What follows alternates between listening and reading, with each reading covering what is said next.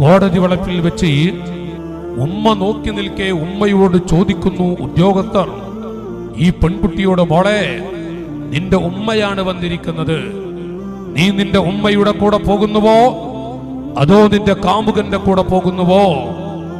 യാതൊരുവിധ ദയ പോലും കാണിക്കാതെ ആ പെൺകുട്ടി പറഞ്ഞു, ഞാൻ എന്റെ കാമുകന്റെ കൂടെയാ പോകുന്നത്. ഉടനെ തന്നെ ആ ഉമ്മ മകളുടെ 2 കാലിൻ കീഴിലങ്ങ് വീണ് 2 കാലും കൂട്ടിപ്പിടിച്ച്, ഉമ്മയുടെ തല കിടക്കുന്നത് മകളുടെ 2 കാലിനിടയിലാണ്.